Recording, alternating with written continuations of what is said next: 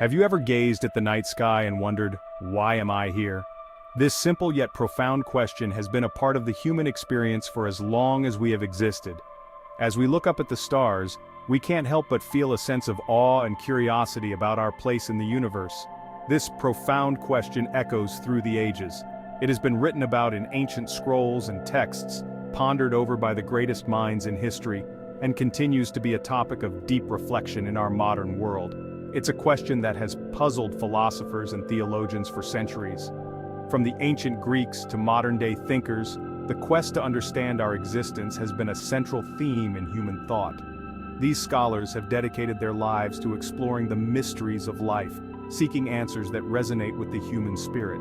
We long to understand our place in the vastness of the universe. Standing on the edge of a cliff or in the middle of a desert, we are reminded of our smallness in the grand scheme of things. Yet this vastness also inspires us to seek out our unique purpose and meaning.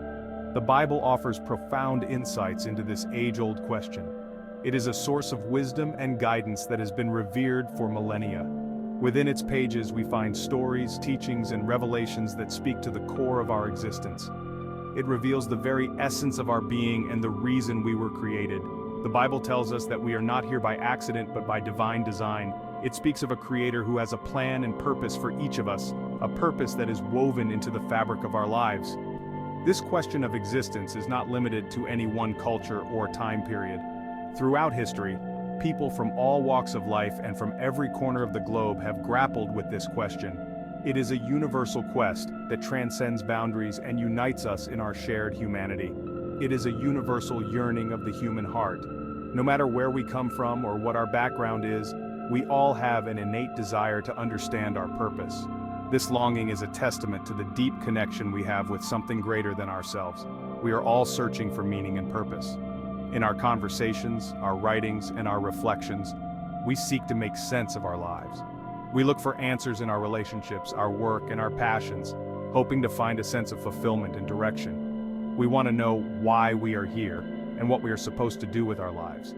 At times, we may feel lost or uncertain, standing at a crossroads and unsure of which path to take. But this search is a vital part of our journey, leading us to discover our true calling.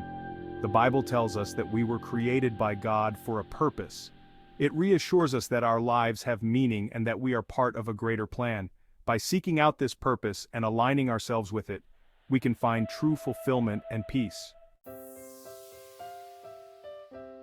The book of Acts, chapter 17, verses 24 to 27, provides a powerful answer. These verses are a profound declaration of God's sovereignty and his intimate involvement in the world he created. The God who made the world and everything in it is the Lord of heaven and earth. This statement encompasses the entirety of creation, from the vast galaxies to the smallest particles, all crafted by his hand. This verse clearly establishes God as the architect and builder of all that exists. Just as an architect designs and oversees the construction of a building, God has meticulously designed and brought into being the universe and everything within it. He is not confined to temples made by human hands. Unlike the gods of ancient civilizations, who were often thought to dwell in man-made structures, the true God transcends these physical limitations. He is the transcendent creator who sustains the universe.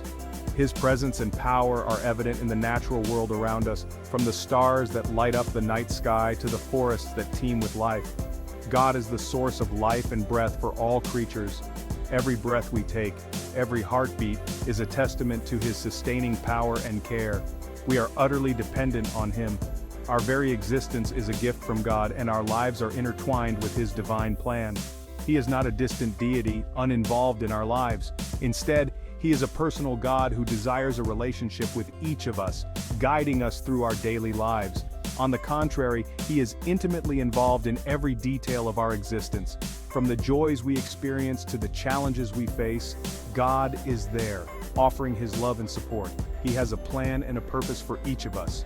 Our lives are not random or meaningless. They are part of a greater design, crafted by a loving creator who knows us intimately and has a unique purpose for each of us to fulfill.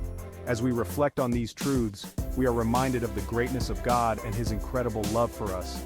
His creation is a testament to his power and his desire to be in relationship with us.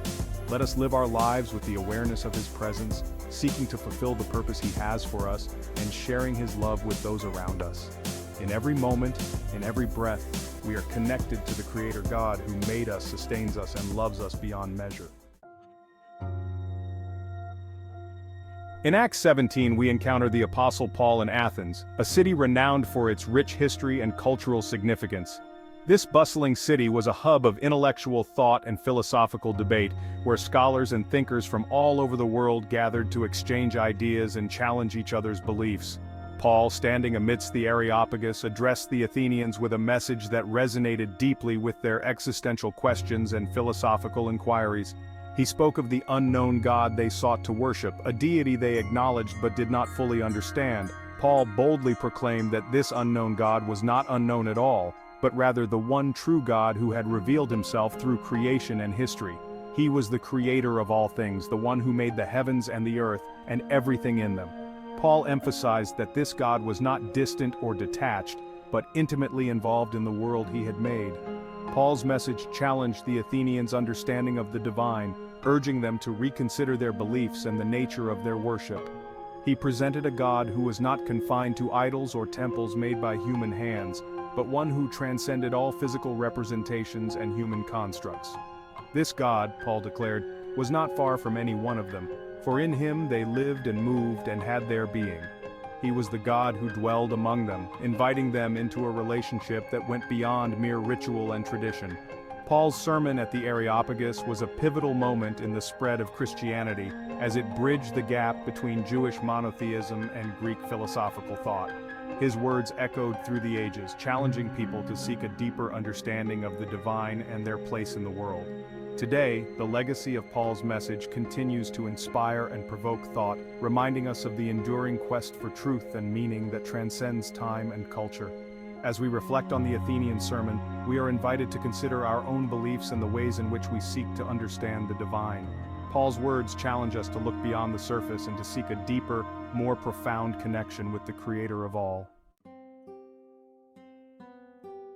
Paul's message in Athens had profound implications. He declared that God is not far from each one of us. This statement dismantles the notion of a distant, unapproachable God. Instead, it paints a picture of a God who is near, who desires a relationship with His creation. God, in His infinite wisdom, has designed us to seek Him. He has placed within us a longing for something more, a yearning for the eternal. This longing is not by accident. It is a deliberate part of our design. It is an invitation to seek Him and find Him. Section 5. Seeking and Finding. The Bible encourages us to seek God wholeheartedly. It's not a passive endeavor, but an active pursuit. Just as a treasure hunter diligently searches for hidden riches, we are called to seek God with all our being. This pursuit is not about blindly following religious rituals. It's about a genuine desire to connect with our Creator. It's about discovering the one who knows us better than we know ourselves. Section 6. A child's game. Imagine playing hide and seek with a child. The child hides, giggling, waiting to be found. As you search, you hear their muffled laughter. You get closer, and their excitement builds. Finally, you find them, and their face lights up with joy. This simple game reflects a profound truth about our relationship with God. He delights in our seeking. He longs for us to find Him. And when we do, there is immense joy both for us and for Him. Section 7. More than ritual. Seeking God is not merely about attending religious services or performing rituals. While these can be helpful practices, they are not the essence of seeking God. True seeking involves a transformation of the heart. It's about aligning our will with God's will, surrendering our desires to His plan. It's about recognizing our need for Him and acknowledging His sovereignty in our lives.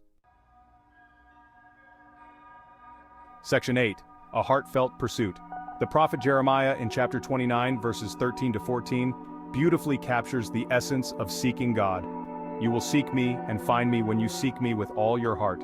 I will be found by you, declares the Lord. This verse emphasizes the importance of a wholehearted search. It's not enough to seek God half-heartedly or out of mere obligation. He desires our complete devotion, our undivided attention. When we seek Him with all our heart, He promises to be found by us. Section 9. The Promise of Discovery.